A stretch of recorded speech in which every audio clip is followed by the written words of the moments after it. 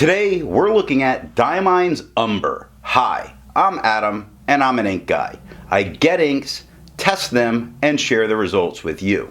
Now Diamine's Umber is a green ink, not what I would expect.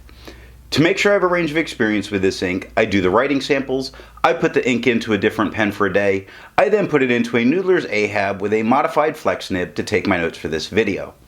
Now before we look at the writing samples, let's look at the sciencey bits. Up first is the chromatography, and I agree with Vita that I learned a lot by doing multiple chromatographies. The one on the left is done the way it's supposed to be done. I put a line of ink down and immediately put it into water for 10 to 15 seconds. And we do see that there is some brown in this ink. This nice khaki brown pushes its way up before we get a very dark green. The one on the right, I let dry for 10 minutes before I dunk it into water. And that brown really is settling in on that line and really working its way into the filter paper, which makes me feel like the brown element might be a little bit of a hang-around color. Resistance tests are done to see how this ink can be expected to perform on the page, and more importantly, how hard it might be to clean from your pen. Now, I let the smear dry for 3 days before testing it. Looking at the highlighter, it basically handles okay. There's some blurriness that occurs. That extra fine goes to about a medium. The blurriness that occurs doesn't make it unreadable, which leaves it in the safe to use as a note taker situation. Now water is reactivating and lifting all the darkest tones, but not the lighter part of that light brown color, that kind of khaki color. It's still there, still on the paper, although a majority of it is coming off. Pen Flush did everything that water did and nothing more. The Pen Flush is not completely removing this ink from the paper, although when I cleaned my pen I did need to use Pen Flush. I did not need to use the 1/3 bleach solution. If you did need to use the 1/3 bleach solution, it's completely removing it from the paper. It's obliterated it. So if you had to use it, you would just rinse your pen with water thoroughly afterwards to not rust those metal parts. For the inks I've tested, I have found an average viscosity of 2.5, with a realm of normal being from 2.1 to 2.9. Diamine's Umber has a viscosity of 2.3, making it normal. To find my average dry times, I use my writing samples done with the extra fine and medium nib on Clairefontaine, Tomoe River, and Rhodia paper. For the inks I've tested, I have found an average dry time of 17 seconds, with a realm of normal being from 13 to 21 seconds.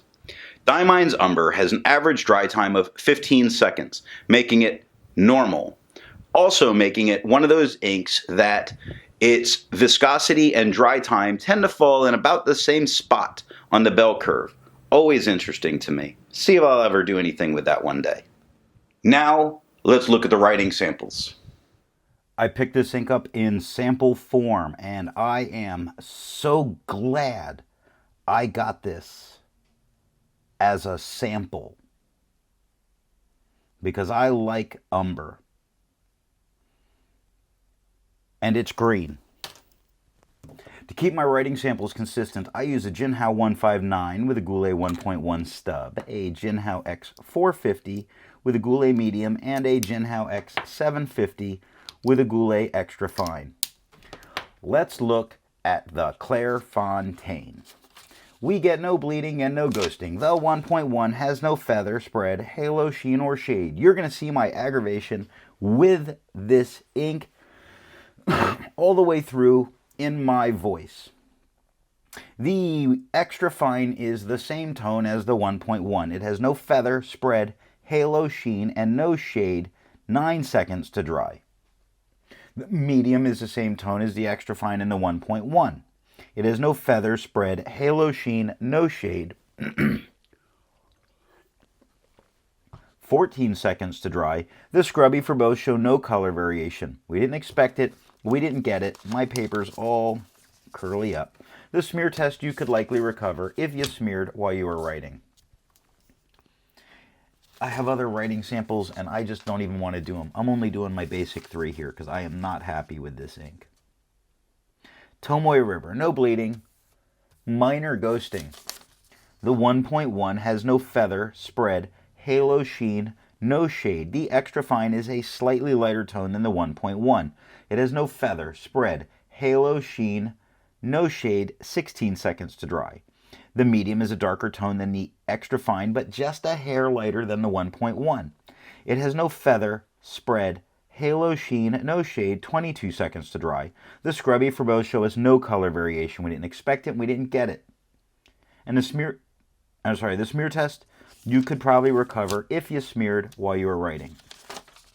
Rhodia, no bleeding, no ghosting. The 1.1 has no feather, spread, halo, sheen, no shade. The extra fine is a couple tones lighter than the 1.1. It has no feather, spread, halo, sheen, no shade, 11 seconds to dry. The medium is a darker tone than the extra fine. Same dark tone as the 1.1. It has no feather, spread, halo, sheen, no shade, 15 seconds to dry. The scrubby for both show us no color variation. We didn't expect it, we didn't get it. In a smear test, you could likely recover if you smeared while you were writing. I hate this ink, and I hate that I'm going to go ahead and do the other papers, some of the other ones I got. There, two more. Because they're there, and I'm not doing all of them, because somebody might like this ink. There's nothing wrong with it as a green. It says umber, and that just gets me tweaked that it's so wrong, because I see umber, I see ochre as colors, and I'm like, yes. And I got this, and what the hell? Black and red notebook, no bleeding, no ghosting. The 1.1 has no feather, spread, halo, sheen, and no shade. The extra fine is about 2 or 3 tones lighter than the 1.1. It has no feather, spread, halo, sheen, and no shade, 6 seconds to dry. Now the medium is a significantly darker tone than the extra fine. It is about 2 or 3 tones darker than the 1.1. It has no feather, spread, halo, sheen, no shade, 8 seconds to dry. The scrubby of the extra fine and the medium both have no color variation, and there was none in the writing. In a smear test, you could likely recover if you smeared while you were writing.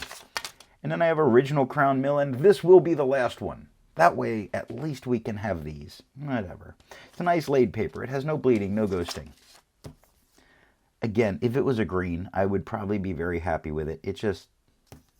The 1.1 has no feather, spread, halo, sheen, no shade. The extra fine is about 3 tones lighter than the 1.1.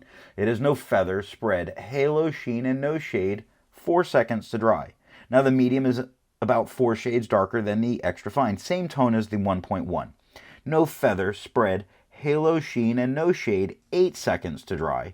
The scrubby for both show us no color variation. We didn't expect it, and we didn't get it. In the smear test, you could probably recover that if you smeared while you were writing.